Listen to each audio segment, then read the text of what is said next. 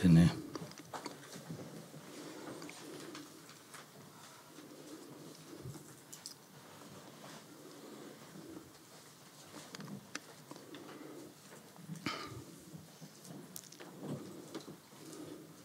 다 다리 양조 된데서 말은도 루루지아라 데 가와서 무시라 좀 삼셔서.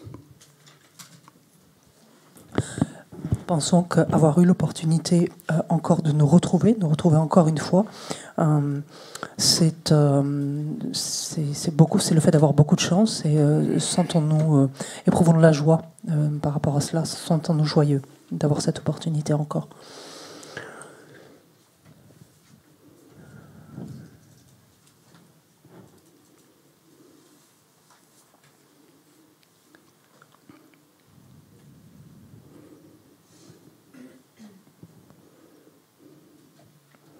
대야 다 가지래요 말했어.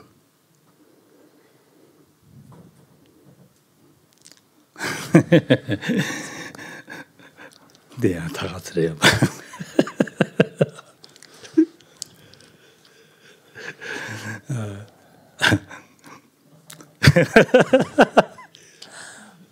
Ok, je suis obligée de vous expliquer, sinon Geshe-la dit juste une phrase et qu'on peut faire dire à cette phrase plein de choses. Donc j'attends un peu la suite pour savoir, pour la contextualiser, c'est tout. Voilà. Donc je ne sais pas quoi en faire. J'ai donné moins en plus un peu parce que je ne sais pas trop là où on va. Donc...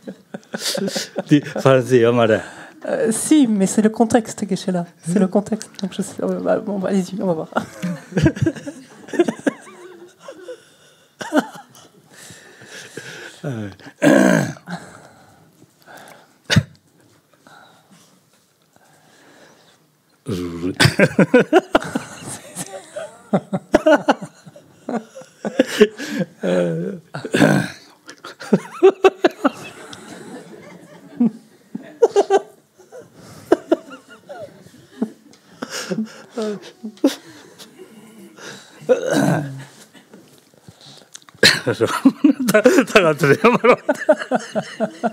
Ça y est, c'est parti.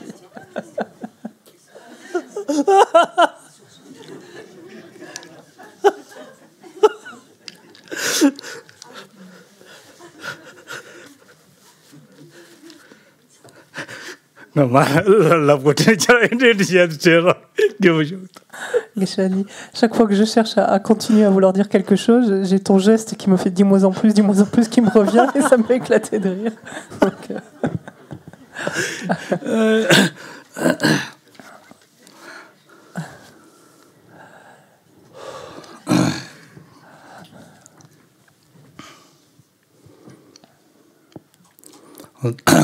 단다 루루지아디 다가스다 루루시샤들을 많이 봐.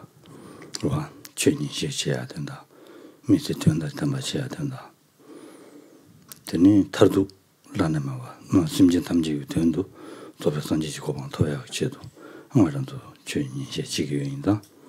나베데 쇼지 항상야 된다 전부를 용해. 된듯이 되어res. 될까와 미세콤 초고레스로. D'autant en fait que ce rassemblement, en fait, ce n'est pas n'importe quel type de rassemblement. Nous ne nous rassemblons pas pour n'importe quoi. Et j'ai bien fait donc d'attendre parce que j'aurais interprété ça autrement. Donc voilà, maintenant vous le savez. Donc ce n'est pas n'importe quel type de rassemblement. Nous nous sommes retrouvés là pour écouter donc l'enseignement exposé et écouter donc du Dharma pour donner du sens à notre vie, apprendre comment lui donner tout son sens, en extraire tout son sens. Et de façon plus long terme, finalement, nous sommes là pour nous transformer de sorte à être bénéfique à l'ensemble des êtres et parvenir à la bouddhéité. Donc finalement, avoir l'opportunité, encore une fois, de nous retrouver, de nous rassembler dans une telle perspective, c'est forcément une grande source de joie, en fait.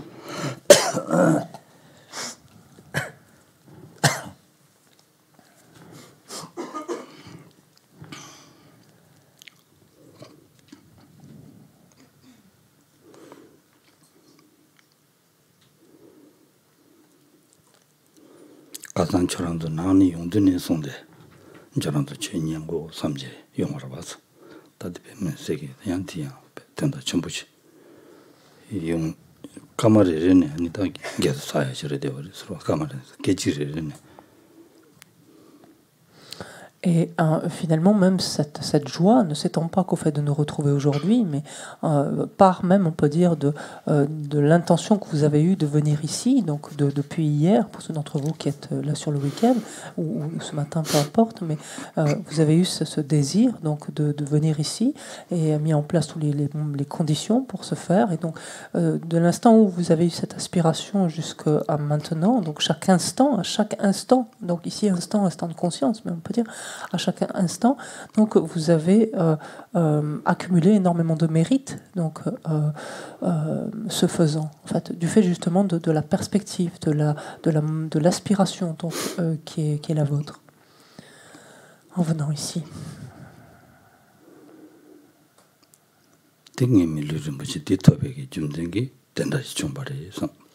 Et pensez à cet instant que, de ce point de vue-là, ne serait-ce qu'en faisant cela, oui, vous avez donné tout son sens, vous avez donné, oui, du sens, enfin, tout son sens à ces instants d'existence-là, sans aucun doute.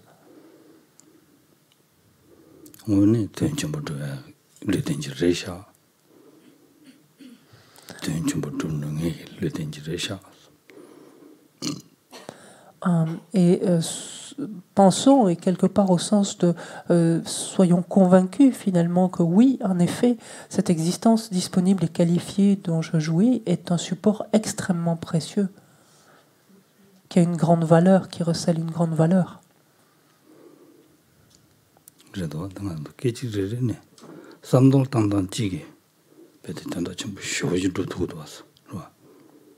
Samdong?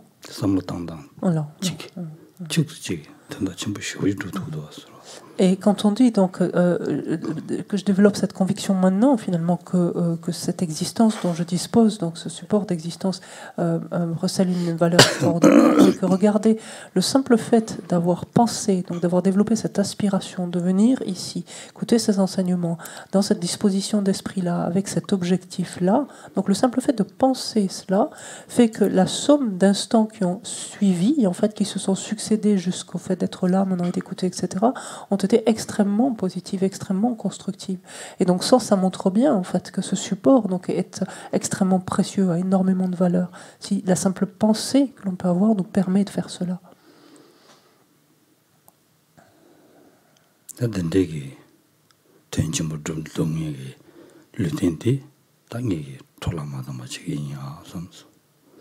Aussi, lorsque je prends conscience en fait de cette valeur donc extraordinaire donc qui caractérise en fait mon support d'existence, je suis désormais à cet instant déterminé en fait à ne pas le gaspiller, à l'exploiter au mieux.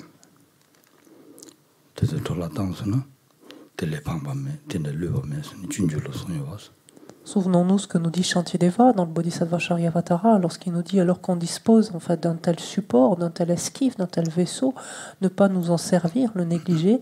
Il n'y ait pas de plus grand aveuglement, il n'est pas de plus grande bêtise finalement, ou folie, on pourrait dire.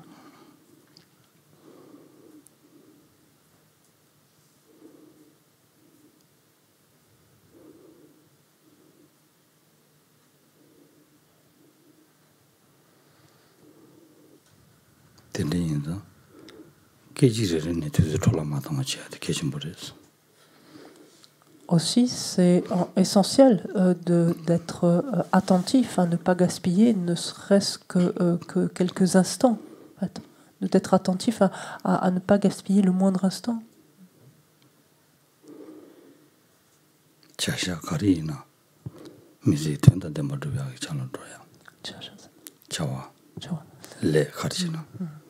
Quel que soit ce que nous faisons, finalement, quelles que soient les actions auxquelles nous nous adonnons,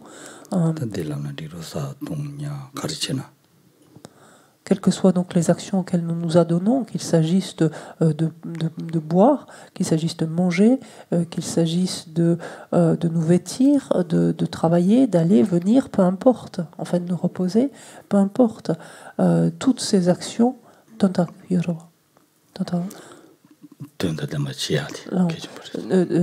il est extrêmement important donc d'utiliser toutes ces actions auxquelles nous nous adonnons comme autant de moyens, enfin, pour donner du sens à toutes ces actions, pardon, à chacune de ces actions.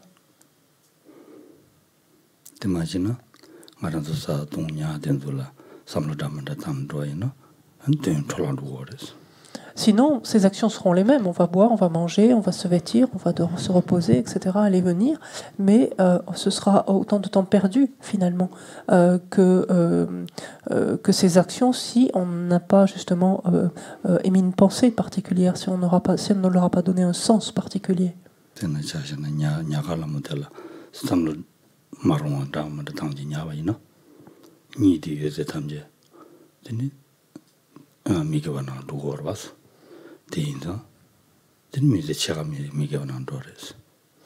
Et un élément est simple ici. Lorsque nous nous apprêtons à nous endormir le soir, si on ne fait pas attention aux pensées en fait, que nous avons, si pensons à tout un tas de choses différentes, et que nous nous endormons là-dessus, en fait, tout ce courant de conscience, finalement, constituera une succession en fait, d'actions non vertueuses, très vraisemblablement donc non vertueuses. Et si l'on agit ainsi donc, tous les soirs, ben, finalement, c'est la moitié de notre vie qui passe de façon non vertueuse, en fait.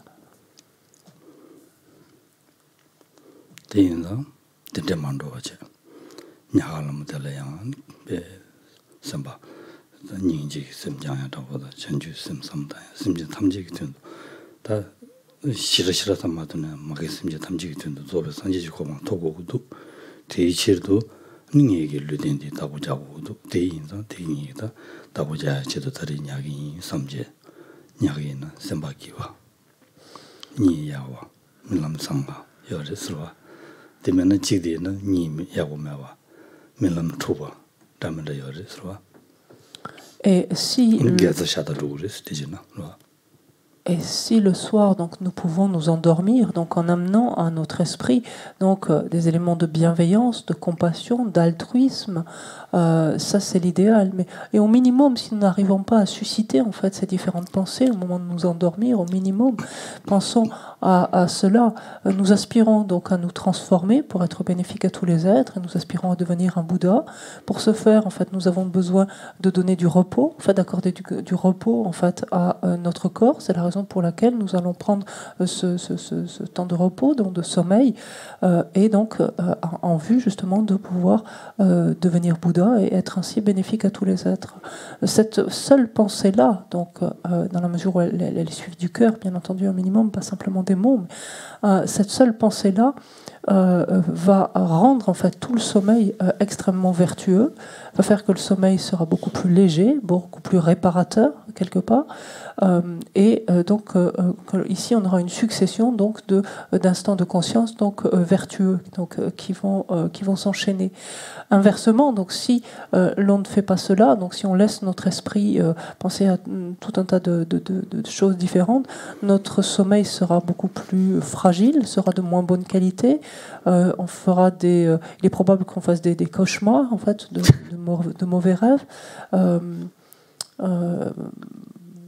sympatique son des chatamati.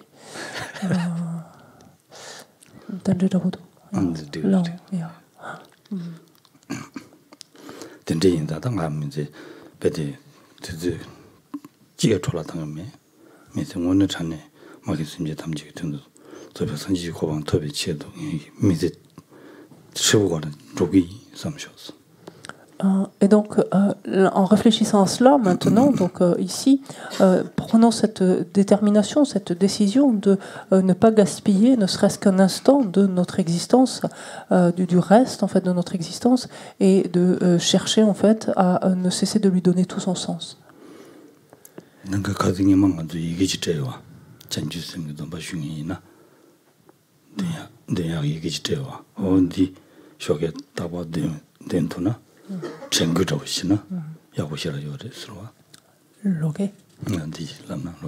Il y a quelque temps, dans quelques mois, je vous avais suggéré en fait de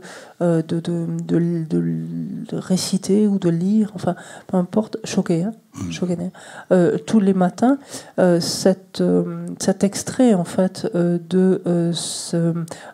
comment le don renforce l'esprit d'éveil, donc de Keju Dorje, donc on vous avait fait passer.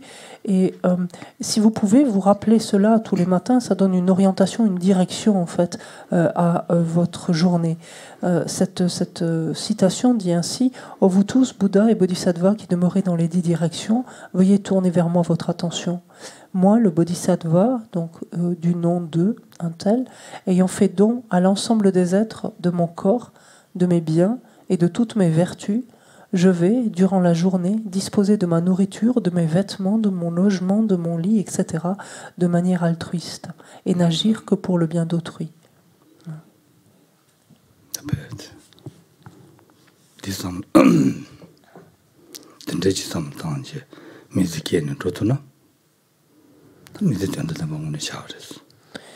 Alors, il est clair que quand on entend cela, quand on laisse résonner cela en soi et qu'on oriente en fait notre esprit, on imprègne en tout cas notre esprit de cela, il est clair que si l'on fait cela quotidiennement, notre vie prend désormais tout son sens. En fait, on donne tout son sens à notre existence.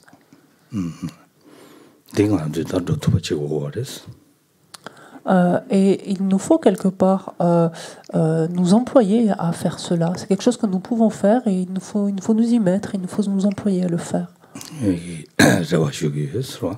En tout cas, c'est mon souhait, mon souhait très, très, très ardent, très vif.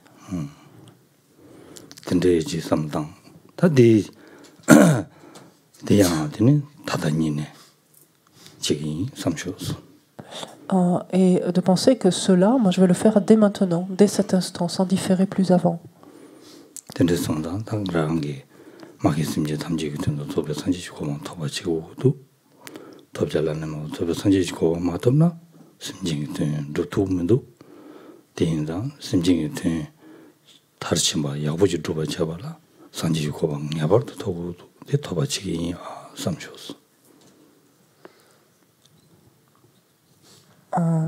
Donc, ici, c'est de prendre conscience finalement que, afin d'être heureux soi-même et tous les êtres, la seule manière d'arriver à faire cela, c'est de parvenir à la bouddhéité qui me donnera donc la possibilité, qui me donnera les moyens finalement d'être bénéfique à l'ensemble des êtres, donc soi-même sous-entendu y compris dedans, donc à l'ensemble des êtres, et de comprendre que sans parvenir à cet état de Bouddha, sans parvenir à la bouddhéité, il me sera impossible donc d'agir en faveur de tous, en faveur de l'ensemble des êtres. Donc comprenant cela, finalement fort de cette certitude, de cette conviction-là, c'est désormais cette double aspiration donc, qui s'éveille en moi, c'est-à-dire que je génère, c'est-à-dire de vouloir donc parvenir moi-même donc à l'éveil afin donc d'être bénéfique à l'ensemble des êtres sans exception.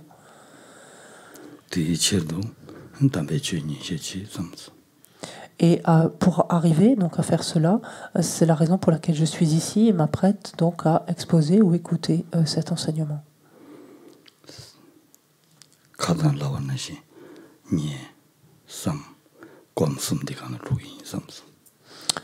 Et en me préparant quelque part, ici en me déterminant que je vais évoluer par étapes et comme on le disait hier, c'est-à-dire dans un premier temps écouter cet enseignement, puis y réfléchir, donc le contempler, puis enfin le méditer.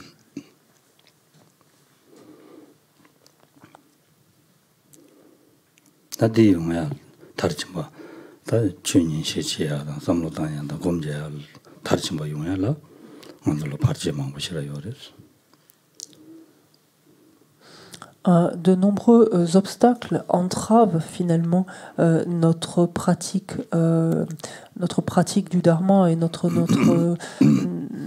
fait que l'on puisse parachever une telle pratique. Donc de nombreux obstacles se dressent sur notre chemin.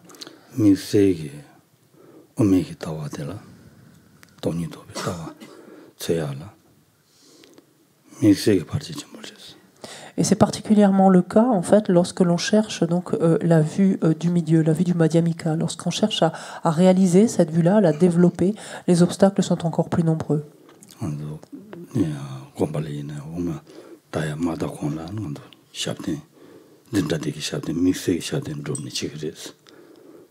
En l'occurrence, avant d'aborder au monastère, donc avant d'aborder le Madhyamika, donc ces traités donc ces textes majeurs, pardon, qui enseignent donc ou exposent la voie du milieu, nous nous adonnons donc à des semaines en fait de pratique intensive. Donc.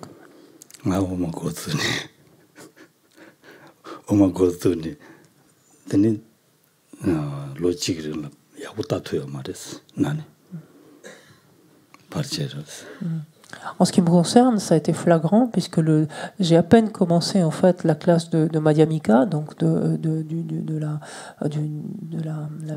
voie du milieu, que une année durant, je n'ai pour ainsi dire pas pu étudier du tout, en fait.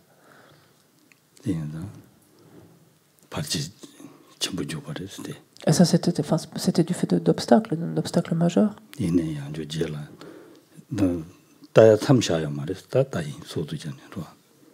J'ai pas pour autant interrompu, en fait, donc je continuais à regarder, en fait, approcher ce texte un peu, mais pendant un an, donc j'ai été bien bloqué.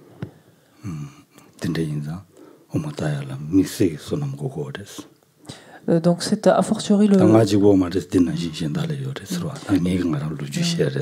je me suis pris un exemple parce que ça m'est arrivé, mais nombre d'autres personnes donc connaissent des obstacles de différentes natures en fait, mais des obstacles particuliers, donc plus importants lorsque vient le moment donc d'aborder le Madhyamika.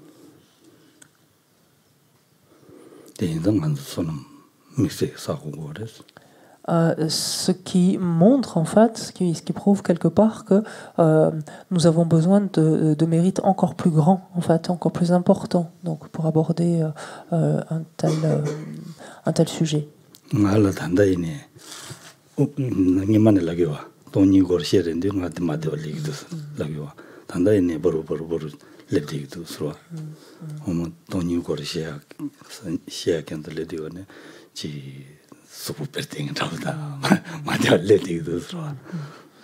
Et c'était flagrant encore chez moi il y a quelques années lorsque je suis arrivée, dès lors que je devais parler donc de la voie du milieu, donc de la vacuité, on peut dire ici par exemple, mon corps en fait réagissait, donc je me sentais pas bien en fait, ou je me sentais fébrile, ou j'avais des tremblements, en fait j'étais pas bien. Alors en ce qui vous concerne, quand vous écoutez lorsque vous-même vous écoutez, vous étudiez, au sens plus large même, donc des textes donc sur la vacuité, le Madhyamika, peut-être que vous-même aussi avez des symptômes particuliers, ou enfin il se passe des choses particulières, ou peut-être des symptômes particuliers, ou peut-être que vous n'avez rien du tout, ce qui est le fait de beaucoup de mérite, en fait.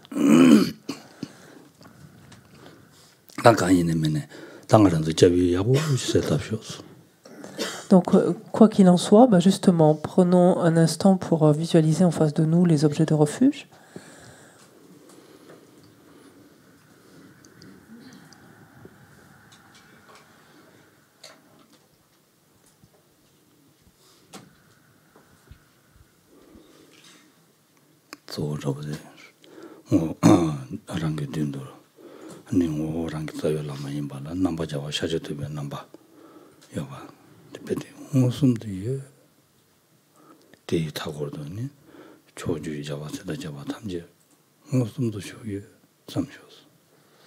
Et prenons soin en particulier de visualiser en face de nous, dans l'espace, notre maître principal qui revêt les traits du Bouddha Shakyamuni et que l'on se figure comme étant réellement présent. Il est réellement là, on est réellement en sa présence.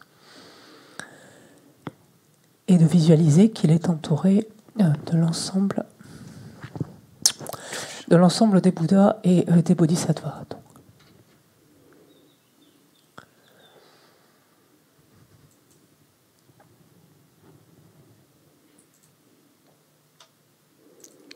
Andi tindu rangda rangi tagurdo ni pamanyi la sob cheti pamanyi la sobe magin simje tamje samjos.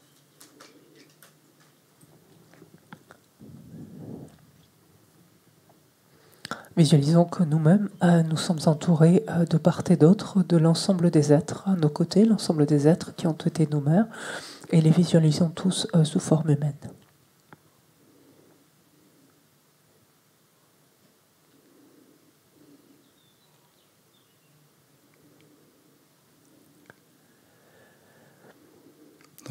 다 대다 탐지장 니 녀소순지 동네다 니 고아지 동네라 지시 따니 텔레초벤 봐.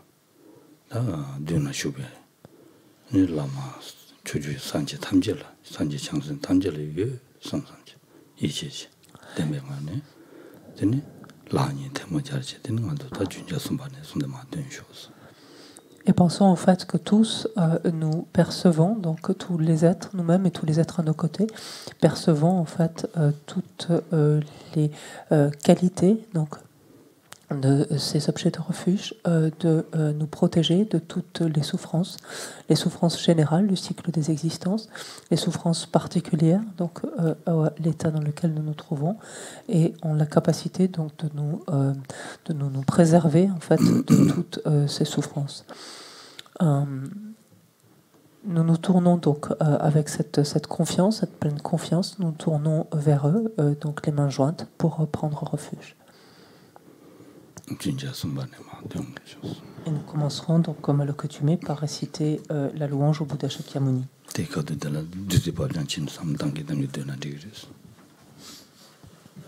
Et alors que nous adressons cette louange, nous pouvons simultanément donc visualiser des rayons de lumière, des flots de nectar s'écoulant du cœur du maître, des objets de refuge. 지당기다 최탐지 라모네 마르베 동바 삼당 거르데 미세기 난다 그러나 갈로레 동반이기 최인시지 삼당 곰자야라 발치 리디 라모네 주베 동바이 마삼당 Lorsque nous méditons, lorsque nous récitons, donc méditons le sutra du cœur, nous sommes amenés à considérer donc l'absence d'existence propre donc de tous les phénomènes.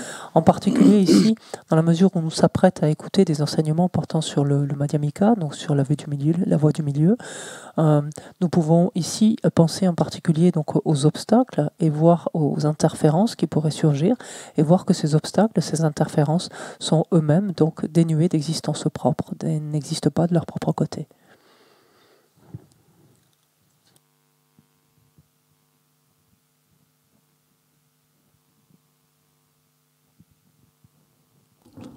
On prend le livre doré à la page 73. Lama Dumba Jamne Diji Jaba Da Jamba Yang Daba Sobe Sanje Rikpa Dan Shaksu Dema Neo Jaba Jiden Jamba Jabo Dobe Kalo Jova Lana Lada Minam Je Dumba Sanje Jumden Dembe Shawa Shaja Dupa Laja Chodo Jaksu Che Maître, enseignant Bhagavan, Tathagata, Arhat, Bouddha, pleinement accompli, parfait en connaissance et en bonne conduite, Sugata, connaisseur du monde, insurpassable, guide des êtres à discipliner, enseignant de tous les dieux et de tous les hommes, à vous, Bhagavan, glorieux conquérant, Shakyamuni, je rends hommage et présente des offrandes, en vous je prends refuge. Maître enseignant, Bhagavan, Tathagata, Arhat, Bouddha, accompli, parfait en connaissance et en bonne conduite, Sugata, connaisseur du monde, insurpassable, guide des êtres à discipliner, enseignant de tous les dieux et de tous les hommes, à vous, Bouddha, Bhagavan, glorieux conquérant, Shakyamuni, je rends hommage et présente des offrandes, en vous je prends refuge. Vous, chef parmi les hommes, à votre naissance, vous avez fait 7 pas sur cette grande terre et annoncé « Je suis suprême en ce monde ». À vous, sage en ce temps-là, je rends hommage.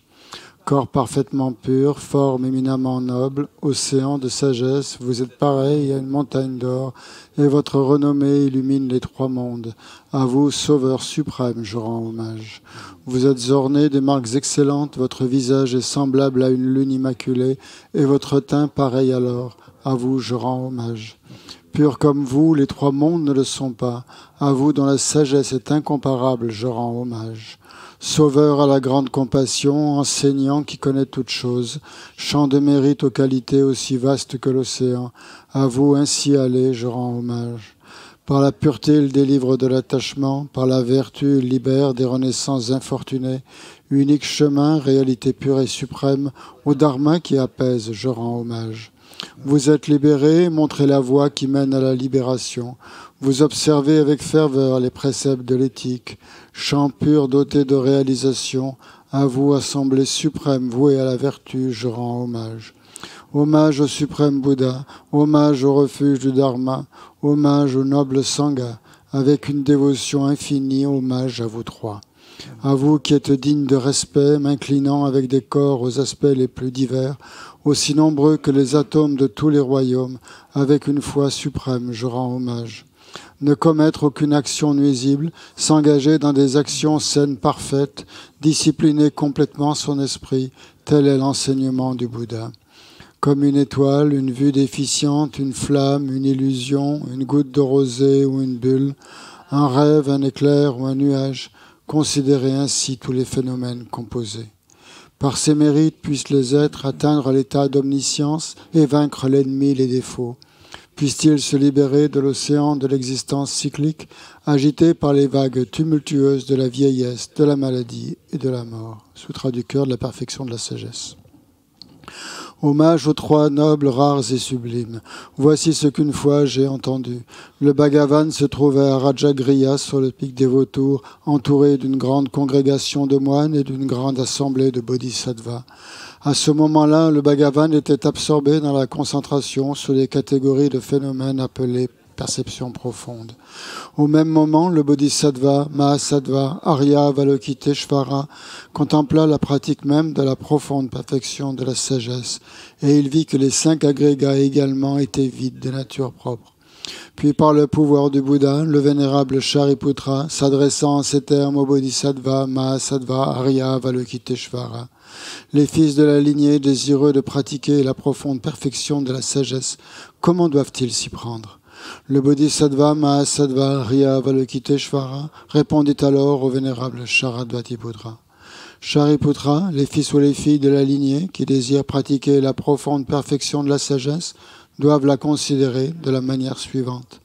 Ils doivent contempler correctement et à maintes reprises le fait que les 5 agrégats eux aussi sont vides de nature propre. La forme est vide, la vacuité est la forme, la vacuité n'est pas autre que la forme, et la forme n'est pas autre que la vacuité. De même, la sensation, l'identification, les facteurs composés et la conscience sont-ils vides. Shariputra, ainsi, tous les phénomènes sont-ils vacuités. Ils sont sans caractéristiques. Ils ne naissent ni ne cessent, ne sont ni souillés ni non souillés, ni déficients ni parfaits. En conséquence, Shariputra, dans la vacuité, il n'y a ni forme, ni sensation, ni identification, ni facteur composé, ni conscience, ni œil, ni oreille, ni nez, ni langue, ni corps, ni mental, ni forme, ni son, ni odeur, ni saveur, ni objet du toucher, ni phénomène mental. De l'élément de l'œil et ainsi de suite, jusqu'à l'élément du mental et l'élément de la conscience du mental, il n'y a pas d'élément. Il n'y a ni ignorance, ni élimination de l'ignorance, et ainsi de suite. Jusqu'à il n'y a ni vieillissement et mort, ni élimination du vieillissement et de la mort. Et à l'avenant, il n'y a ni souffrance, ni origine de la souffrance, ni cessation, ni voie. Il n'y a ni sagesse transcendante, ni obtention, ni non-obtention. Shariputra ainsi, puisqu'il n'y a pas d'obtention, les bodhisattvas se fondent-ils sur la perfection de la sagesse, et ils demeurent en elles, l'esprit sans voile et sans peur. Et comme ils sont passés bien au-delà de toute erreur, ils parviennent au stade final du nirvana. C'est en s'appuyant sur la perfection de la sagesse que tous les Bouddhas des 3 temps, eux aussi, font naître pleinement l'insurpassable éveil parfaitement accompli. Aussi, le mantra de la perfection de la sagesse, le mantra de la grande connaissance, le mantra auquel rien n'est supérieur, le mantra égal à l'inégalable, le mantra qui apaise à jamais toute souffrance, doit être reconnu comme véridique, car il ne trompe pas. Et voici le mantra de la perfection de la sagesse. Tadyata gate gate paragate parasamgate bodhi soa. Shariputra, c'est ainsi qu'un bodhisattva, mahasattva, doit s'exercer à la profonde perfection de la sagesse. Puis le Bhagavan, sorti de sa concentration, éloua le bodhisattva, mahasattva, Aryavalokiteshvara en disant « Bien, bien, ô fils de la lignée, il en est ainsi, il en est bien ainsi. C'est exactement comme tu viens de l'exposer qu'il convient de pratiquer la profonde perfection de la sagesse, et les Tathagatas eux-mêmes se réjouissent. » Lorsque le Bhagavan eut dit cela, le vénérable Sharadvatiputra, le Bodhisattva Mahasattva Aryavalokiteshvara, l'entourage au complet, ainsi que le monde des dieux, des hommes, des asuras et des Gandharvas, fut rempli de joie et louèrent les paroles du Bhagavan. Prière à la Dakini au visage de lion.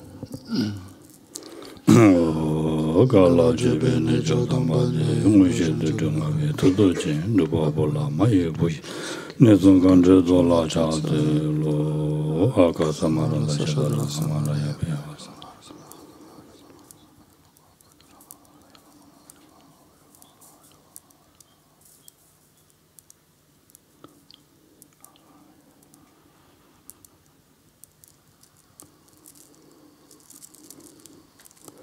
Aga Samaranda Chadara Samara Yapaya. Gate gate paragate parasamgate bodhisoa. Pablo Gunje Sunje Gaye Dembe Dobji Chir Doba Juji Mewa Juji Shiva Juji Take Baje Minde Choring Badamje Shindo Guru Soa. Puisse la multitude des 80 000 obstacles être dissipée, puissions-nous être séparés des conditions adverses au Dharma, puisse tout le plaisir être en accord avec le Dharma, puisse le bonheur parfait et tout ce qui est de bon augure régner ici et maintenant. On va ensuite à la page 98 pour l'offrande de Mandala.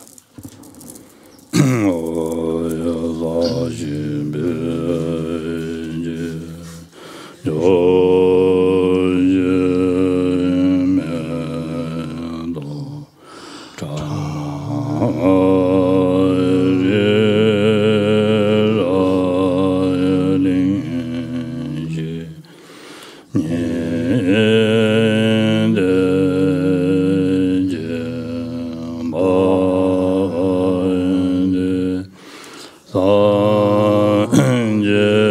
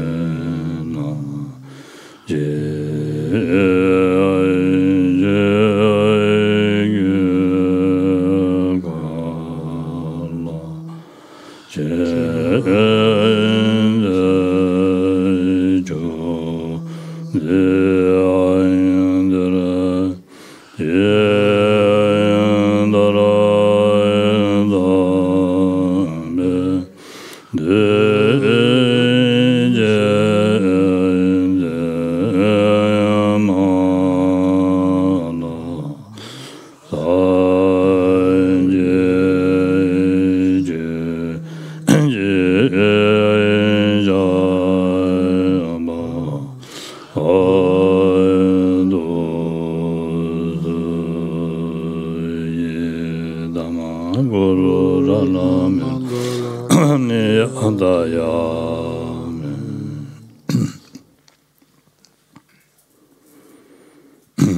sanje jodon doje jonon la janchu bado dane jasu na ye je jive sonam je dola benje dane do En le Bouddha, le Dharma et la Sangha, jusqu'à l'éveil, je prends refuge. Grâce au mérite réuni par mon écoute de l'enseignement et des autres vertus, puissais-je devenir un Bouddha afin d'être bénéfique à tous les êtres. En le Bouddha, le Dharma et la Sangha, jusqu'à l'éveil, je prends refuge. Grâce au mérite réuni par mon écoute de l'enseignement et des autres vertus, puissais-je devenir un Bouddha afin d'être bénéfique à tous les êtres.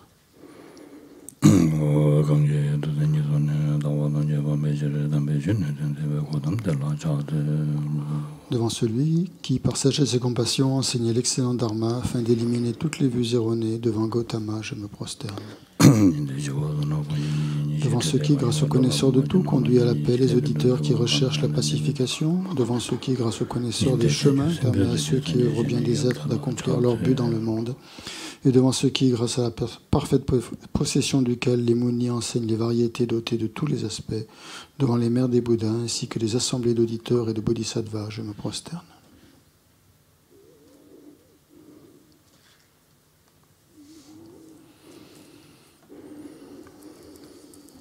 Ya. Tenez.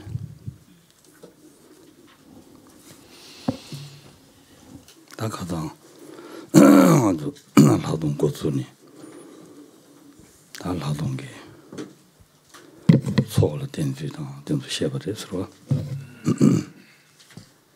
Donc nous avons commencé hier ce dernier chapitre portant sur le développement de la vue supérieure et nous avons envisagé les conditions préalables propices au développement de la vue supérieure.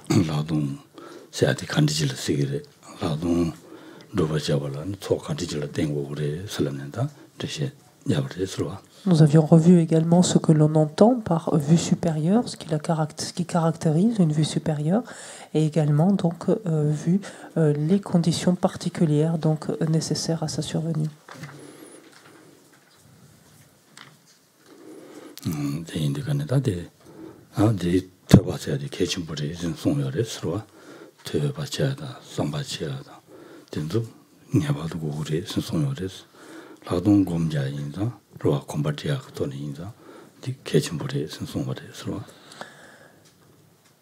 Et nous avons vu l'importance qu'il y a à l'écoute, à écouter les enseignements, portant, s'entend ici bien sûr sur l'objet d'observation de la vie supérieure, de la faculté, et de l'écoute et de l'étude derrière de ces enseignements.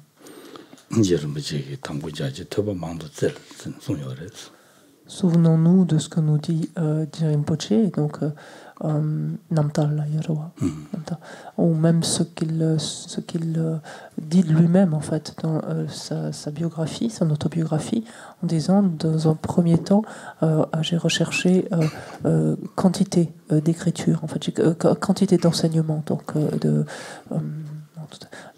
énormément d'enseignement.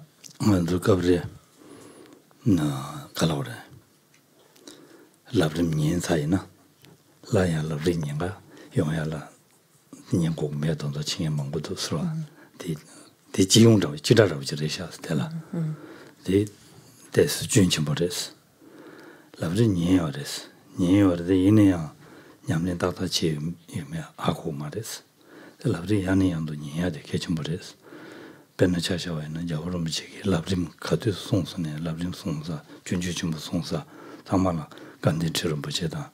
되니다 되대. 자르자데 라마 자르자데 타마 가와이네 배고 그랬어. 라브린 가서 송거 그랬어. 준주 가서 송거 그랬어. 배고 그랬어. 디 좀진 가르래.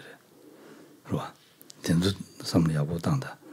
직년이 지고 말했어. 양네 양도 년바이나 바자 채와 수놈 채와 될때는 아니 진럽 죽 채와. 그러와. 근데는 직 녀마 니네 고마도야 리다 즉 하마고야 리디 사바고야 용와 드니 양조 자르데 삼로다에 요바 로바 자르도 냐마 삼샤바데나 당이디 따다 첸도민도 양조 제바치야 요바 고바치 무시라 요레스 디인데가는디 개좀 무시라레스 양네 양도 니야디 개좀 무레스. Et ce que nous dit Rinpoche, quand il nous dit de prime abord, j'ai recherché donc de très nombreux enseignements, j'ai écouté donc beaucoup d'enseignements. Et lorsqu'il nous dit cela, c'est extrêmement précieux pour nous, parce que lorsque nous avons écouté un enseignement donc portant sur les étapes de la voie, sur le lamrim, si on nous dit on va enseigner de nouveau un lamrim, là on n'est pas très enclin à venir l'écouter. On se dit bon, ça va, j'ai déjà reçu cet enseignement, je l'ai déjà reçu une fois, ça suffit. Le fait est que oui, on l'a entendu à une reprise, c'est juste, mais ça ne veut pas dire pour autant qu'on l'a pratiqué, ça ne veut pas dire pour autant qu'on l'a appliqué à son esprit, rien n'est sûr à ce propos-là. Et prenons l'exemple de Sa Sainteté le Dalai Lama. Combien de fois Sa Sainteté en fait, va exposer des lamrim, va exposer en fait, le Bodhisattva Charyavatara, va les commenter. À combien de reprises Sa Sainteté fait ça? Et si on regarde bien quand est-ce qu'elle fait ça, chaque fois qu'il y a des grands rassemblements, chaque fois que l'ensemble des moines, par exemple, des différents grands monastères qui sont réunis, Sa Sainteté va profiter de quoi? De justement enseigner les lamrim, enseigner le Bodhisattva Charyavatara. Et pourquoi cela? C'est pas que ces moines, ces êtres n'ont jamais entendu, ils l'ont entendu et plusieurs fois, mais c'est parce qu'à chaque nouvel enseignement, on va déposer de nouvelles empreintes, des empreintes plus importantes, on va acquérir davantage de mérite, on va recevoir davantage de bénédictions, et quelque part on va gagner à chaque nouvelle écoute finalement de nouvelles compréhensions, on va clarifier en fait certains points, acquérir donc de nouvelles compréhensions, des choses qu'on n'avait pas entendues préalablement ou auxquelles on n'avait pas eu complètement encore accès jusque-là. Et par ailleurs, même s'il y a des points auxquels on avait eu accès, qu'on avait déjà compris, cette nouvelle écoute chaque fois donc du lamrim, en l'occurrence ici, va servir de force de rappel pour nous, pour raviver certains points que oui, on connaissait, mais qui étaient restés un petit peu dans l'ombre et dont on se servait un peu moins. Oh yeah. Ça veut dire que l'année prochaine, on recommence un lamrim, c'est ça?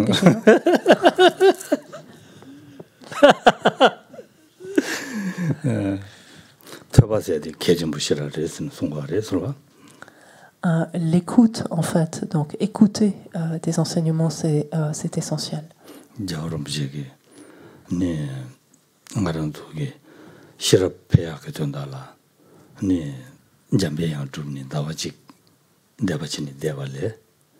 네 토바치기나 다와직디린라 토바망부시기나 디기 네 시라 패치그레스 손레스 몽바셀 체그레스 토바레 레지인데 치그레 사바 퇴인데거네 델라드니 아 디리샤 사야지 셈나로 시행거로 하고 용거로 디기 시라 패기레스 아라바다 사네 데데데데데데 다 진납지 주고 얼마도 직사와싱에 갈래가 버렸어 텔레드니 직사와싱 두 말했어 다 리바테스 제니 양조 딱이나 로아 니 양조 최니 안디지게나 텔라야 누바치르다 뱅기레스 최년아 텔레드니 양배양 두바텔레드니 누바치르다 펜도 호레스 데모도 대가랑기 컵도 펜도 말했어 컵도 펜야디 터바랑 뱅기레스 저그럼지 송도서. Et il me semble vous l'avoir déjà dit, mais pour louer en fait encore une fois toutes les qualités, les vertus de l'écoute, Sa Sainteté, le Dalai Lama nous a dit que lorsqu'il s'agit en fait de chercher à accroître sa capacité de sagesse, en fait, il est préférable de s'adonner à un mois en fait d'études, donc d'écoute d'enseignement, d'écoute ou d'études d'enseignement, peu importe, prenez-le comme vous voulez, qu'à un mois de retraite de Manjushri, qui est pourtant donc la déité donc de la sagesse et dont la récitation du mantra est connue pour favoriser le développement de la sagesse. Il n'empêche que Sa Sainteté dit l'effet en fait sera beaucoup plus profitable de s'adonner à un mois d'études, enfin un mois d'écoute d'enseignement, un mois d'études, d'enseignement qu'un mois de retraite de Manjushri. En effet, durant cette période d'écoute, d'études, d'enseignement, vont se dissiper nombre de confusions, nombre d'incompréhensions. Et chaque nouvelle petite acquisition, chaque nouvelle petite compréhension va avoir un impact sur notre esprit, nous permettre directement de nous transformer. Réciter le mantra de Manjushri, aussi puissant soit-il, il n'est pas dit qu'on en comprenne le sens et qu'on en fasse quelque chose, forcément, qu'on s'en serve tout à fait, je dirais correctement quelque part, et donc ça aura forcément moins d'impact sur notre esprit. Par contre, à partir du moment, bien sûr, où l'on étudie, l'on écoute l'enseignement, ces doutes que l'on va ainsi lever, ces confusions que l'on va lever, si parallèlement on peut s'appuyer sur le mantra de Manjushri, bien sûr que ces récitations-là auront une fonction synergique en quelque sorte et vont renforcer en fait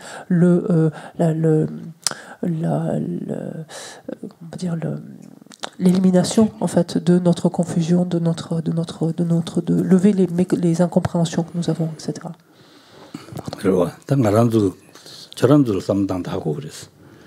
제 년제 인셰치니 텔레데니 미진낭로기 삼무당당 디과세하다 개와세하다 진도 저런 시아바 총로와서 하고야 총로와서 디치는 디과야리 디 적진시는 디과야리 적진시니 뭐 같이 네 적진시스다 베사스 라베데 용도라 이신 디과야리스라 용도 남주야 적진시에서는 당연히 적진시에서 님 고고고 당선 야구 말해서야죠 대담마도 요 말와서 디과야리스 디바디 진진이 다 마음발링 손 롱고와다 세미나로라 직전야도 얘기도 왔어. 데레데니 디바를 제매지 얘기도 왔어. 디베기 니미신 제매지 얘기도 왔어. 어디 아도 시아버렸어. 지난신다 주망부터 지와미다 발로 소망부 지처럼서 하고 되어렸어. 이 시기라야 돼. 들이되어서 대발된 중샤를 되어렸어. 당연히 주인데特别 되는데 마선배 체인지는 다 숙청부 내가 때문에 도고 말했어.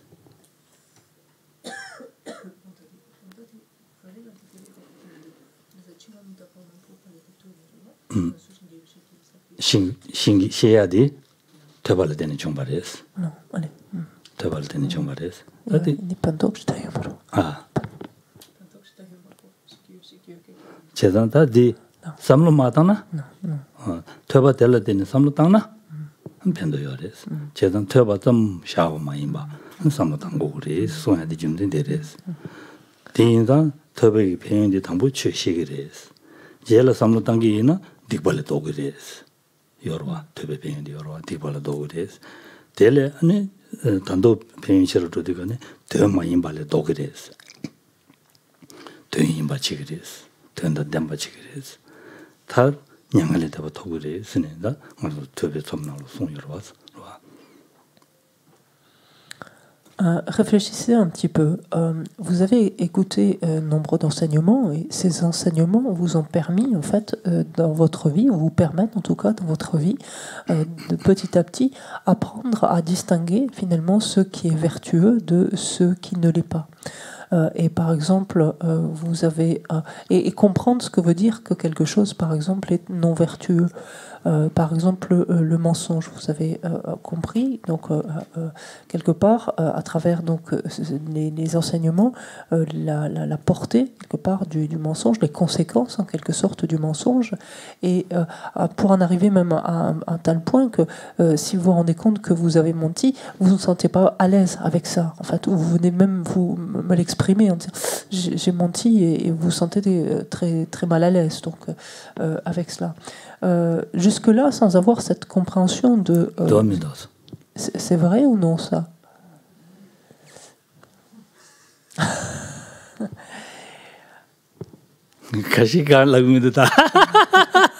Certains visages restent impassibles, dit Geshe-la.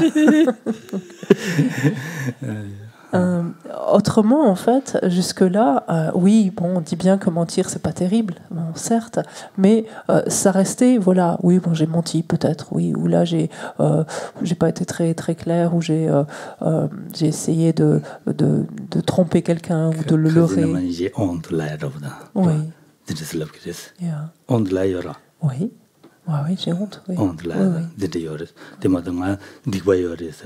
De yungo marwa. Keji Allez. de chasen. Chara danda kawal lagi. On de. J'ai honte, c'est que j'ai. J'ai honte là-dedans des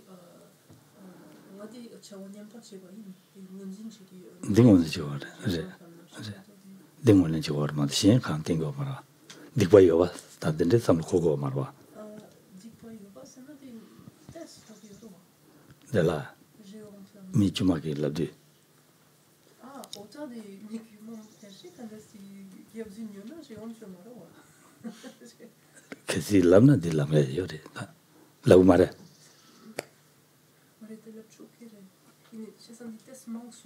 De shuk chirare.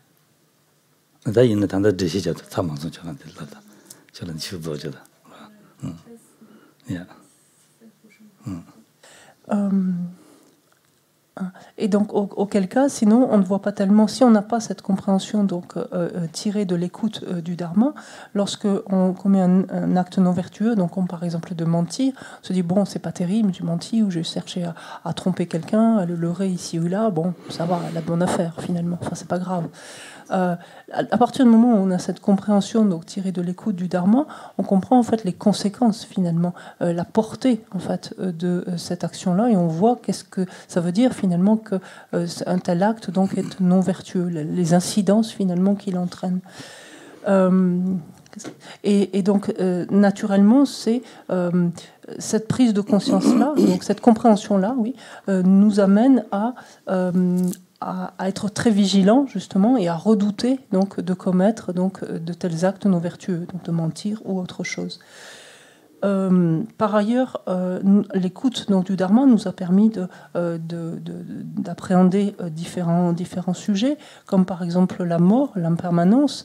Et lorsque l'on en a entendu donc, de tels sujets un petit peu plus en détail, rapidement justement, et c'est un peu notre travers quelquefois, on va dire bah oui, je sais. Mais ne serait-ce déjà que ce je sais, ce savoir en fait, cette connaissance, on la tire de quoi? On la tire de l'écoute justement, de l'enseignement, de l'écoute, de l'étude de l'enseignement. Alors certes, il ne s'agit pas de la laisser en plan, en fait, il faut falloir la prolonger d'une réflexion, etc., donc pour qu'elle porte tous ses fruits, mais il s'agit déjà, en fait, de prise de conscience, en fait, que nous ont permis, donc, l'écoute, ou l'étude. Pareillement, l'écoute, l'étude du Dharma nous amène à prendre conscience de nombre de facteurs qui nous amènent justement à être plus vigilants quant à nos actions et à ne plus à délaisser en fait les actions, les choses qui n'ont pas de sens finalement, qui sont futiles, qui sont vaines en fait. Et c'est ainsi que lorsqu'on regarde les textes, lorsqu'ils évoquent donc les qualités, les bienfaits de l'écoute, nous disent que finalement c'est l'écoute, l'étude qui nous conduit en fait à l'état au-delà de la souffrance. C'est la porte d'entrée en quelque sorte qui va nous permettre donc de parvenir au nirvana, à l'état au-delà de la souffrance.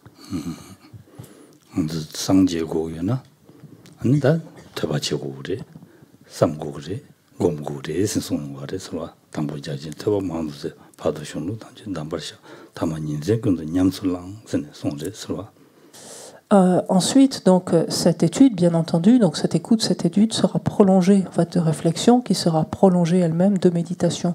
Et si l'on reprend cette strophe dans laquelle J. Rinpoche disait, de prime abord, donc j'ai recherché une vaste quantité d'enseignements, donc j'ai écouté abondamment, puis j'ai considéré en fait tous ces enseignements comme autant d'instructions personnelles, et ensuite, nuit et jour, je me suis évertué, Goma, après les y avoir réfléchi, donc je me suis évertué de les méditer. Et donc, à travers l'exemple, donc finalement qu'il donne de lui-même, c'est une exhortation en fait à suivre ses pas.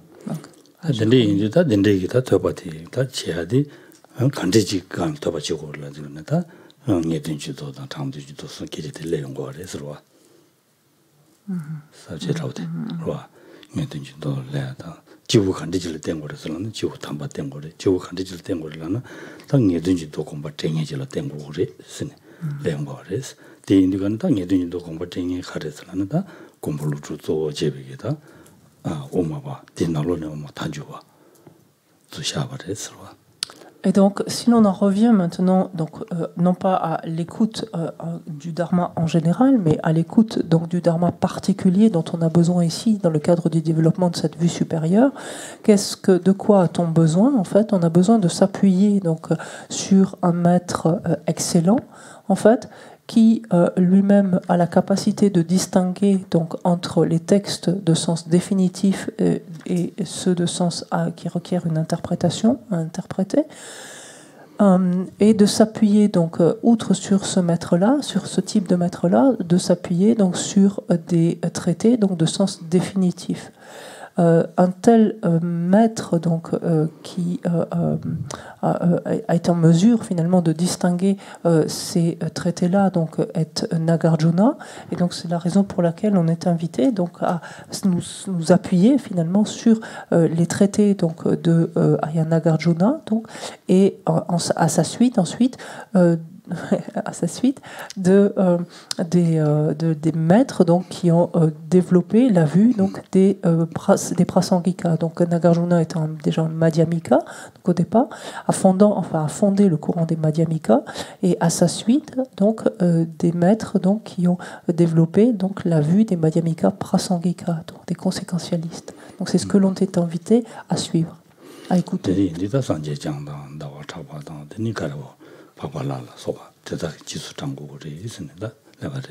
Donc, si l'on veut résumer ce que nous disait Jayampoche, en fait, les maîtres, quelque part, sur lesquels nous appuyer, et donc les textes donc, des maîtres sur lesquels nous appuyer, sont ceux de Nagarjuna, ceux d'Aryadeva, donc son fils spirituel, ceux de Buddhapalita et ceux de Chandrakirti.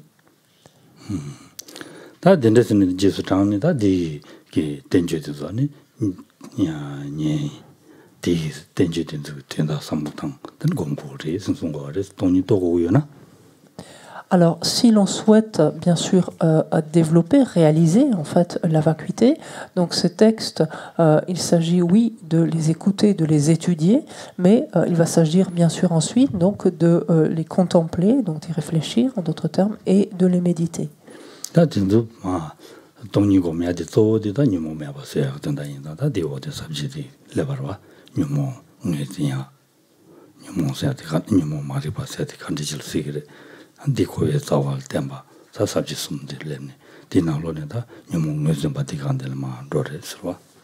Donc, dans la mesure où ce que l'on cherche à développer, c'est la vue supérieure qui porte sur la vacuité, cette vacuité, donc cette perception en fait, donc de la vacuité, nous permet en fait de nous débarrasser donc de nos perturbations. Et ici, il s'agit en fait de voir justement quelle est la perturbation à l'origine finalement de notre état actuel, de notre errance finalement à travers le cycle. Et c'est ce sur quoi nous étions arrivés, à savoir comment déterminer cette vue, en voyant d'abord l'importance donc il y avait d'identifier ce que l'on entendait par l'ignorance perturbatrice. Qu'est-ce que c'est et en quoi est-ce qu'elle consiste?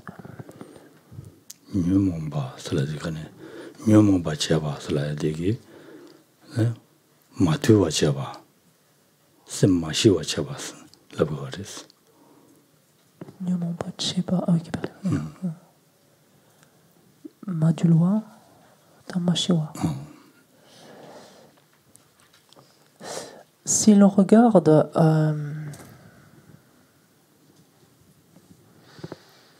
ce que veut dire en fait le terme perturber, au sens qui occasionne une perturbation, en fait dans ce sens, donc qui occasionne une perturbation qui perturbe. Qu'est-ce que c'est ce qui perturbe, ce qui occasionne une perturbation?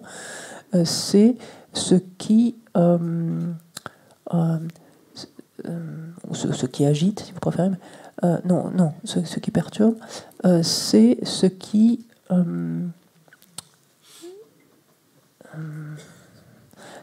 n'est pas, alors si je prends le terme classique, ce qui n'est pas discipliné, au sens ce qui n'est pas assoupli dans ce sens-là. Ce qui n'est pas apaisé, c'est un autre terme. Donc, qu'est-ce qu'on entend par ce qui perturbe ou ce qui occasionne une perturbation? C'est ce qui n'est pas discipliné ou assoupli, ou ce qui n'est pas apaisé.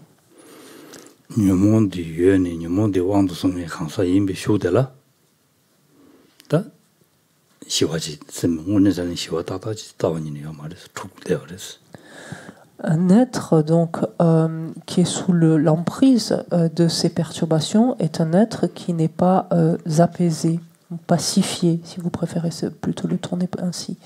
C'est un être qui va être justement troublé, agité donc par ces perturbations.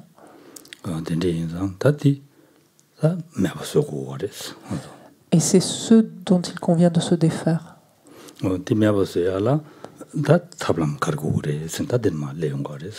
Alors comment faire justement, c'est tout le propos de l'enseignement.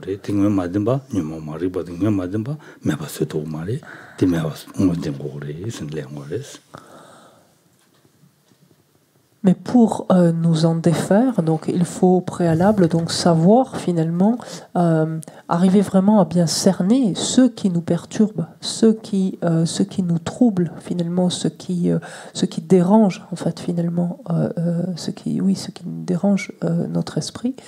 Et parmi donc ces différentes perturbations, ces différents facteurs donc de troubles, il y a donc cette ignorance et voir quel est l'aspect de l'ignorance justement qui affecte ainsi notre esprit.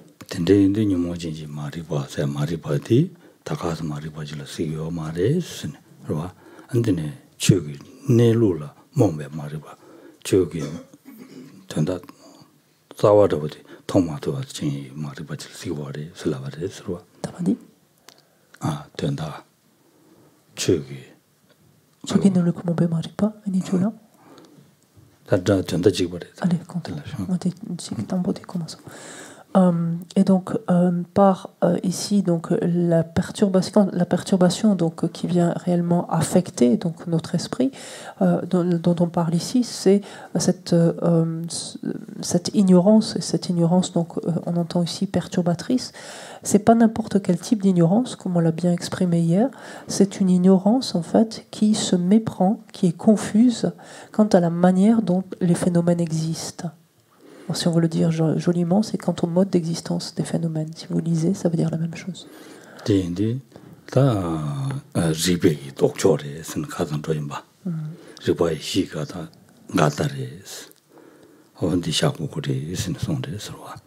Et ce type d'ignorance-là, donc, est contraire, en fait. C'est pas autre chose, mais c'est directement contraire, opposé, c'est antinomique, hein, donc c'est l'opposé de la connaissance, donc de la sagesse, connaissance ici au sens de sagesse, mais sous-entendu, donc qui perçoit clairement la manière dont les phénomènes existent, pas n'importe quelle sagesse ou connaissance.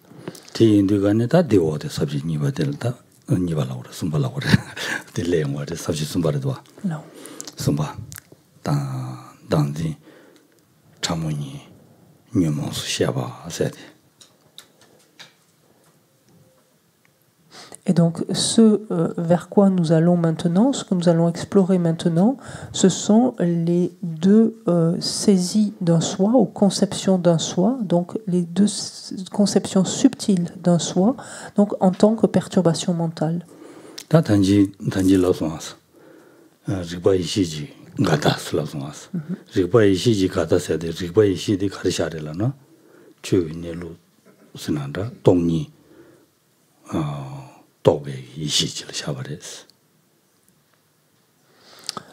Si vous, de sorte à ne pas vous perdre en fait, quand vous entendez en fait le mode d'existence des phénomènes ou la manière dont les phénomènes existent, ça revient en fait. Donc, si on se situe, je vois je vois des tourniers, si on se situe du point de vue donc des prasangika, hein, donc si on va rester avec eux pour un moment, dès que vous entendez la manière dont les phénomènes existent, le mode d'être des phénomènes, qu'est-ce que c'est? C'est la vacuité. Donc, vous pouvez très bien remplacer ça par la vacuité.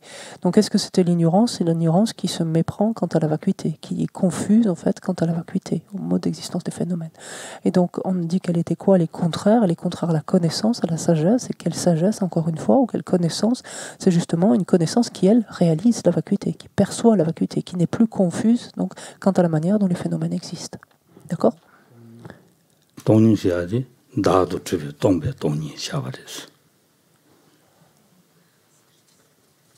Alors, quand on dit vacuité ici, c'est une absence, donc c'est le même terme là, donc par vacuité, c'est une absence d'existence en soi, en fait. 다도 주바도면 동니 뒤도베 시랍기 도초슬라디가네 다 갈라기도 와 다도 주바진 짐바샤고도 와서와 Alors yankia dato 다도 주바 다도 주바 동베 동니 tombe 도베 이시기 도초슬라디가네 toni tope 이시기 도초슬라디가네 다 델라 델리 도조 가르래라 다도 주바진베 dantin. 당진 샤고도 와서 Alors,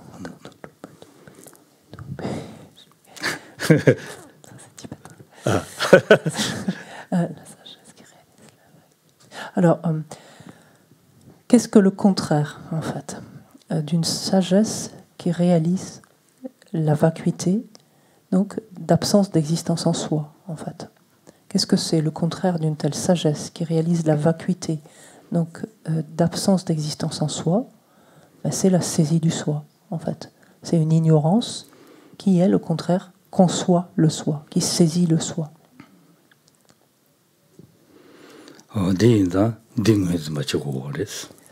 Et ça, c'est ce qu'il nous faut identifier. Avant de chercher à éliminer quoi que ce soit, il nous faut identifier qu'est-ce qu'on entend par cette ignorance, d'essayer de nous la figurer, de la représenter.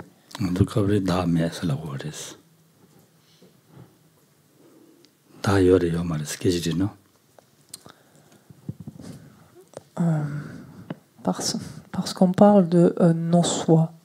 Et donc, quand on entend non-soi, ça veut dire quoi? Ça veut dire qu'il n'y a pas de soi, c'est ça?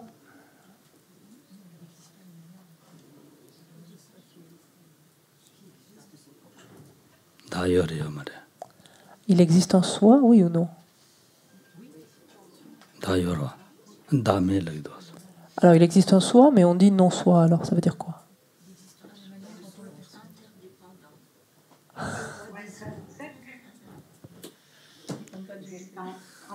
Indépendamment de causes et conditions.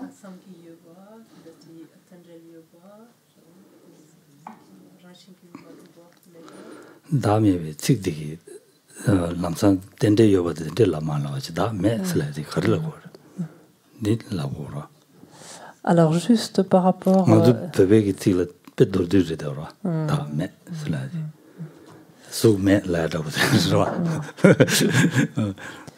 alors, ça nous demande des efforts de précision. Dans les différentes réponses, il y avait eu une réponse, ça veut dire qu'il est interdépendant. Alors, on ne peut pas dire ça, parce que le tibétain est extrêmement concis, certes, mais il va dire il n'y a pas de soi. Dak, mais, dak c'est soi, et mais, il n'y a pas. Donc, il n'y a pas de soi. Comme souk, mais, qu'on a fait dans le Sutra du cœur ce matin, il n'y a pas de forme. En fait, voilà. Donc, il ne dit pas que c'est autrement. Il dit qu'il n'y a pas ça. Voilà. Donc c'est pour ça que vous ne pouvez pas dire, quand on vous dit c'est quoi le non-soi, vous ne pouvez pas dire c'est que le phénomène existe de manière interdépendante. Ce que vous allez dire n'est pas faux dans l'absolu, mais ce n'est pas ce qui est dit là dans non-soi, en fait. Donc c'est juste qu'est-ce qu'on dit dans il n'y a pas de soi, ça veut dire quoi?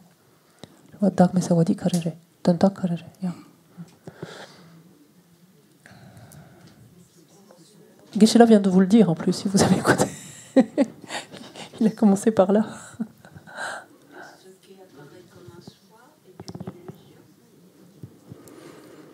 Tikyo-ma yimba de marwa. Tikyo-ma. Juma tabla wala, demare.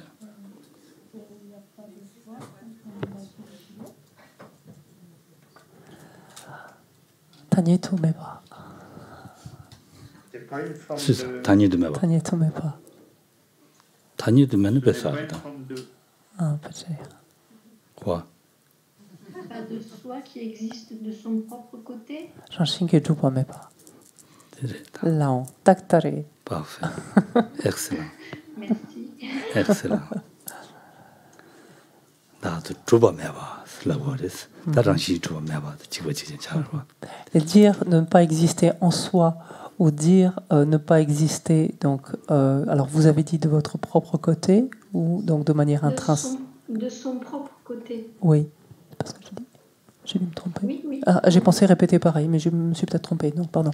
Donc, dire ne pas exister en soi, ne pas exister de son propre côté ou ne pas exister de manière intrinsèque, donc ça c'est pareil. Alors attention, c'est pareil pour les Madhyamika Prasangika.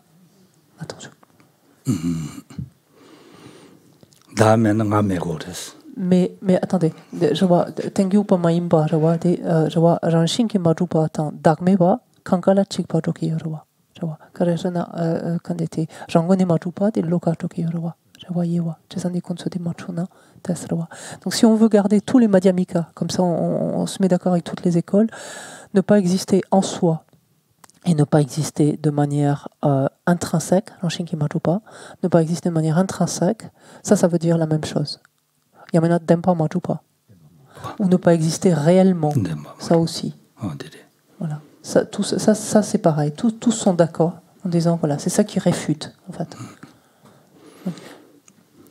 Quand on dit non-soi, donc pour tous, ça veut dire il n'y a pas un soi qui existe de par lui-même, il n'y a pas un soi qui existe réellement, il n'y a pas un soi qui existe de manière intrinsèque.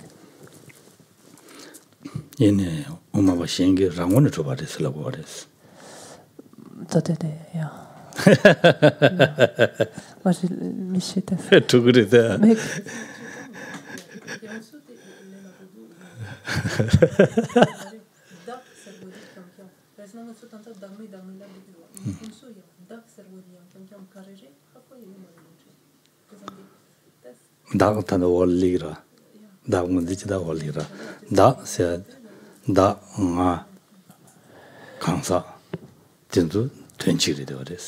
Mais il est dax.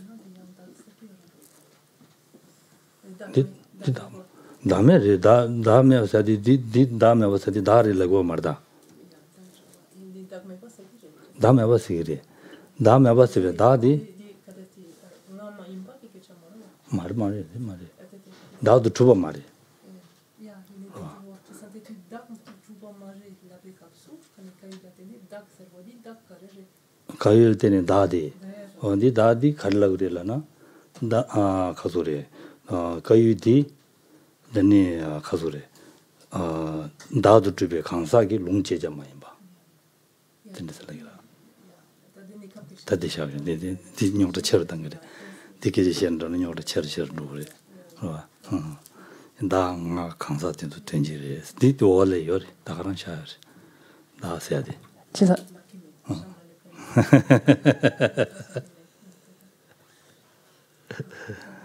Yeah. Ta dine ma dona ta diwa de la kariyo resla. Ta danjing musien de redores.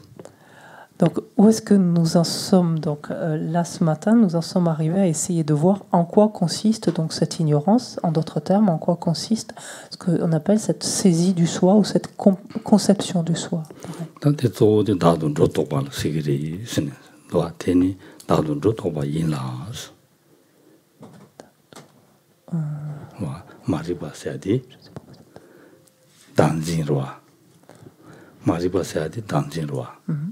Danzi mariba inza che namla dadu chubare sine rotanga jiri sine labores hagomazo mais yankar hakokere ne sem danzi seadi mariba seadi danzi ro danzi seadi khandi jilla gorana teda che nam dadu chubare sine rotanga gores.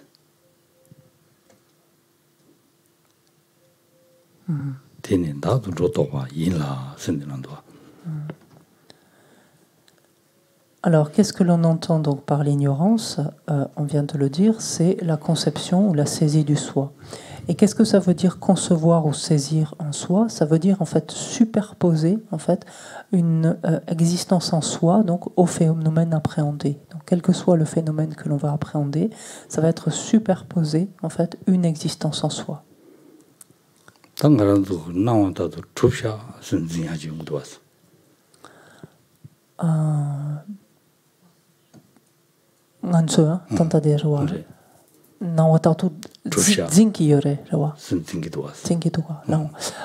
fait, que se passe-t-il lorsque l'on appréhende quelque chose, lorsqu'on perçoit en fait quelque chose? ce que l'on perçoit nous apparaît d'une certaine manière, en fait, et on adhère, en fait, on croit, en d'autres termes, à la manière dont la chose nous apparaît. Quand on dit on y croit, ça veut dire on considère qu'elle reflète bien la manière dont cette chose existe. En fait, c'est ça. Et donc, saisir le soi, ça veut dire superposer, en fait, au phénomène une existence en soi. Cette existence en soi apparaît à notre esprit et on y adhère, on y croit. C'est ça, c'est ça, saisir le soi, concevoir le soi, c'est ça que ça veut dire.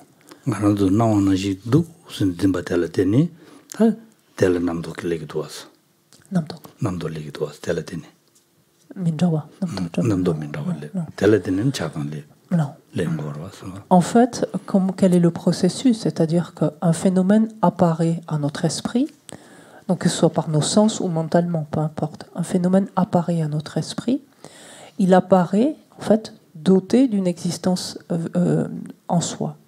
Et donc, notre esprit va adhérer à ça, en fait. Et donc, notre esprit, finalement, va superposer à ce phénomène une existence en soi. Donc, il n'a pas, mais notre esprit, spontanément, va superposer cette existence à soi. Il va adhérer à ça, en fait. Et fort de cette croyance-là, donc de cette adhésion, de cette conception-là, ensuite, il va penser différentes choses de cet objet, en fait. Et se comporter différemment, etc., par rapport à cet objet. Et donc de là naissent les différentes perturbations. En fait. Les différentes pensées qui vont s'élever à la suite vont naître les différentes perturbations.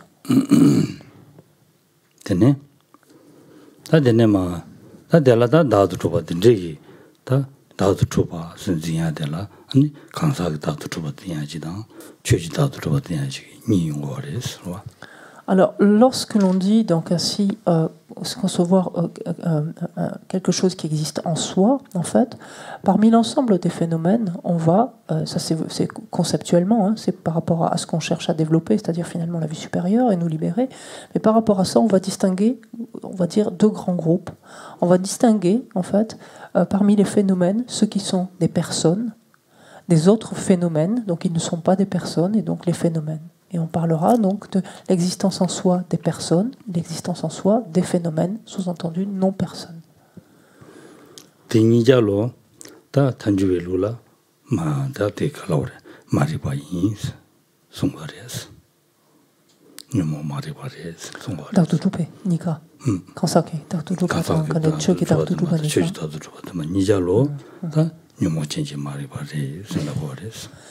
Donc les conséquentialistes, les Madhyamika Prasangika, considèrent en fait que ces deux conceptions de l'existence en soi des personnes comme de l'existence en soi des phénomènes sont relèvent toutes deux de l'ignorance, de cette ignorance perturbatrice.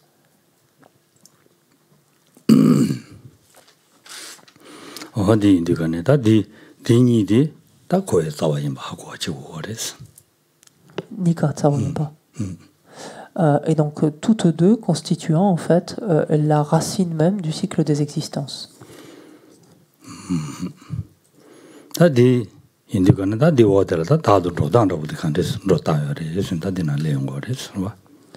Donc venons-en maintenant à comment se fait finalement cette superposition. Et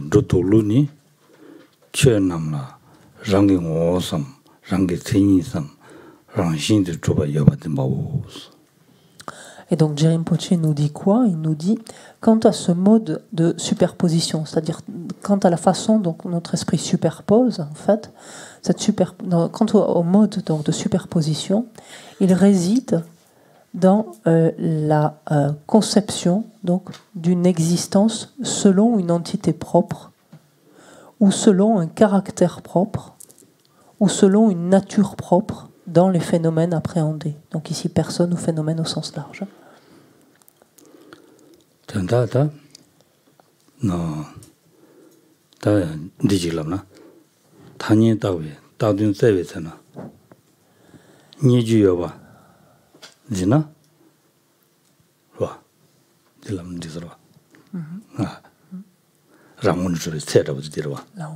랑군이 쪽에 체라부터 가르쳐야려나 단위 답에 다든 제베잖아 니주가 봐 샤바레스 만들기 시간으로 먼저 통인데 가네 코란 디게 강라 직 여바지 통되기도 왔어 다가랑 강을 여바지.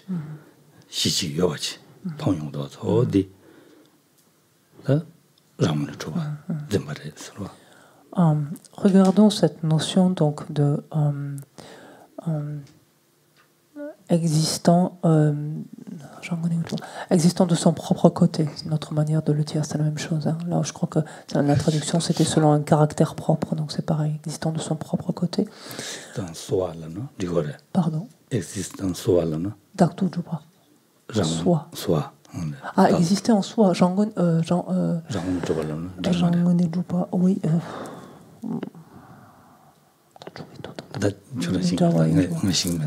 Mais tatare moi maji pa mendo existe en soi l'amna jigere existe en soi.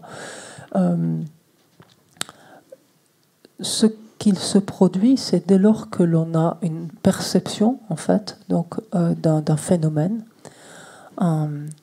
immédiatement notre esprit appréhende en fait une existence en soi du côté du phénomène appréhendé.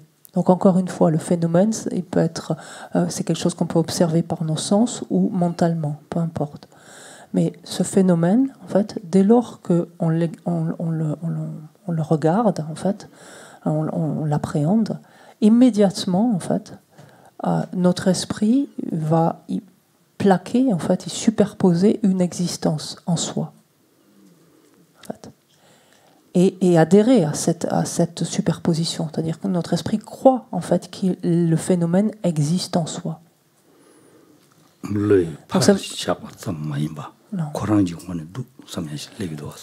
Notre esprit à aucun moment ne pense pas que ce phénomène n'existe que comme simplement désigné par la pensée, en fait.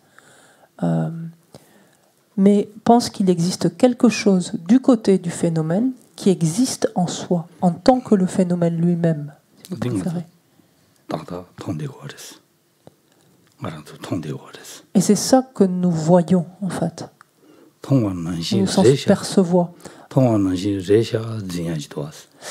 C'est ce que nous voyons au sens des nawa, en fait, quand je l'ai dit ici, c'est ce que l'on voit, selon ce que l'on perçoit, c'est-à-dire c'est l'apparence qui s'impose à nous, en fait. Voilà. Lorsque notre regard se pose, ou regard mental, encore une fois, ou autre, ou nos sens se posent sur un objet, en fait, l'apparence de cet objet s'impose à nous comme existant en soi, en fait. Et notre esprit y croit à ça. Je le dis avec des mots simples parce que c'est pas compliqué ça. Ça veut dire notre esprit le saisit ça ou le conçoit ainsi. C'est ça que ça veut dire quand il y croit ça. Cette apparence. Et ça, on en est tous atteints de ça finalement. Et spontanément tous en fait, dès lors que quelque chose nous apparaît, tous en fait, on adhère pareillement à ça. C'est-à-dire au fait qu'il y a quelque chose en soi qui existe du côté du phénomène en tant que le phénomène. Et là, on voit bien qu'il y a deux étapes. Il y a le phénomène apparaît à notre esprit, d'accord. Il apparaît comme existant en soi, certes. Mais là où on complique la chose, c'est que nous, on y croit à ça, en fait. Voilà. Et c'est là où le bas blesse quelque part, où c'est ce qui nous cause autant de tort. On ne serait pas obligé d'y croire finalement.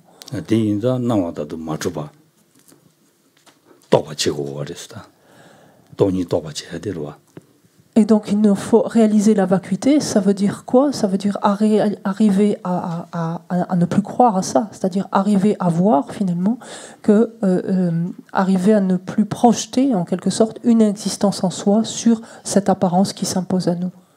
Et même ensuite, arriver à ne pas projeter une existence en soi sur le phénomène, tout simplement. C'est-à-dire que jusqu'à même à ce que l'apparence ne s'élève plus même à nous. Ça, c'est encore autre chose.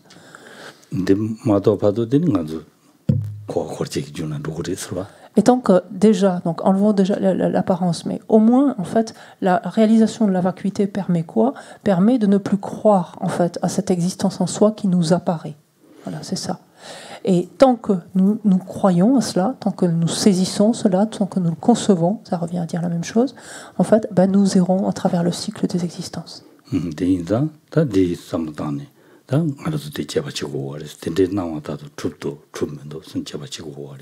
Et tout le propos finalement du développement d'une telle vue, ça va être d'examiner encore et encore si oui ou non, en fait, ce que l'on perçoit, en fait, existe en soi, oui ou non. Chaque fois, pas de façon intellectuelle, mais au fur et à mesure de nos perceptions, en fait, si oui ou non, ça existe en soi. Taraski, je vois, j'ai pégona. Taraski. Parce que bien sûr, si je vous demande là, à brûle pour pain aux uns et les autres, est-ce que les choses existent en soi, vous allez me dire, ben non. Tous répondraient de suite, ben non.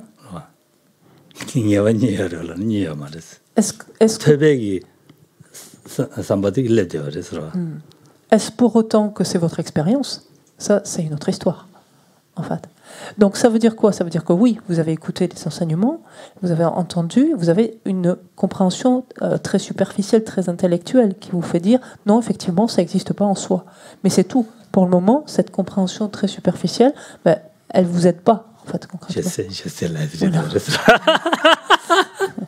Je sais que je ne sais pas.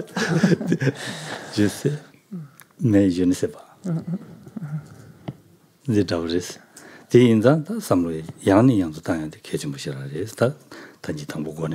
vrai. Je sais, il m'en a dit. Je sais, tu vois,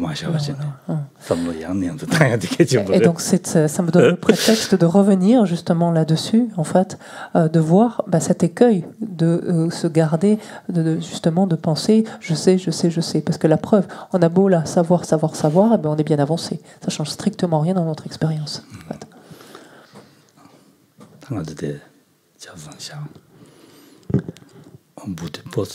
En petite pause. Ça va?